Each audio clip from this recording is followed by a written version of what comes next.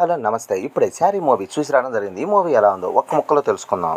దేవి, సత్య యాదవ్, సాంబుల్, అప్పాజీ అంబోర్ లత ముఖ్య పాత్రలు పోషించిన ఈ మూవీ గోపాల్ వర్మ సమర్పణలో గిరికృష్ణ దర్శకత్వం వహించారు. ఇండక్ట్ రివ్యూలోకి వెళ్లే ముందు ఈ వీడియోకి లైక్ చేయండి, అలాగే ఈ ఛానల్ సబ్స్క్రైబ్ చేసుకోండి. సోషల్ మీడియాలో పాపులర్ అయిపోయిన ఆరాధ్య దేవి తనకంటూ ఒక ప్రపంచాన్ని ఏర్పరచుకొని జీవిస్తూ ఉంటుంది. ఆరాధ్య దేవి సీరకట్టు తన గ్లామర్ ను చూసి కిట్టు సత్య యాదవ్ అనే ఫోటోగ్రాఫర్ తనను చూసి మనసు పారేసుకుంటాడు. తనకు తెలియకుండా తనను సీక్రెట్ గా వెంటపడుతూ వరకు వారిద్దరి మధ్య ఏర్పడిన పరిచయం తప్పుదారి పట్టేలా కిట్టు చేస్తాడు. తను ప్రేమిస్తున్నానని, నువ్వు లేక బతకలేనని తనను వేధింపులకు గురి చేస్తాడు. దాంతో ఆరాధ్య దేవి ఫ్యామిలీ పోలీస్ స్టేషన్ లో కంప్లైంట్ ఇస్తుంది.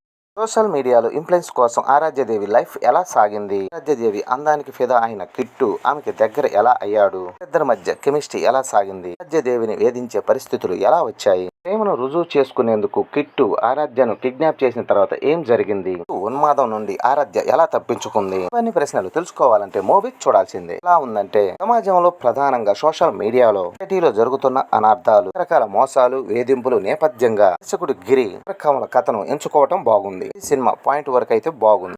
కథను వివరించి ఆకర్షణీయంగా చెప్పడంలో దర్శకుడు విఫలమయ్యాడనే చెప్పాలి. వర్మ మార్కు ఈ సినిమాలో పాటల్లో తప్ప ఎక్కడా కనిపించదు. ఈ రకమైన సన్నివేశాలు, కథనాలు పేలవంగా ఉన్నాయి. అన్ని కలిసి ఎలాంటి ఆసక్తి కలిగించని చిత్రంగా నిలిచింది. మొత్తం మీద సీరకట్టు పట్టు అయితే జారిపోయిందని చెప్పాలి. నటుల పర్ఫార్మెన్స్ విషయానికి వస్తే గోపాల్ వర్మ మెప్పించినట్టుగా ఆరాధ్య దేవి తెరపైన అందంగా కనిపించింది. సినిమా అయినప్పటికీ కూడా ఎలాంటి వణుకు బెనుకు లేకుండా పర్ఫెక్ట్ గా పర్ఫార్మెన్స్ అందించే ప్రయత్నం అయితే చేసిందనే చెప్పాలి. సీరకట్టులో కనిపించి సినిమా టైటిల్ జస్టిఫై చేసిందనే చెప్పాలి. ఎక్కువగా సత్య యాదవ్ తన పాత్రకి కావాల్సిన దానికంటే కూడా ఎక్కువగానే చేశాడు. పాత్ర పరిమితి కాకుండా అత్యుత్సాహంగా విలనిజాన్ని కూడా పండించాడు. మిగతా నటులు కూడా ఓకే అనిపించారు. సాంకేతిక విభాగం పనితీరుకు వస్తే సినిమా బ్యాక్గ్రౌండ్ స్కోర్ అయితే బాగుంది. ఆ తర్వాత ఆర్ట్ వర్క్, లొకేషన్స్ అయితే ఈ సినిమాకి ప్లస్ పాయింట్ అని చెప్పాలి.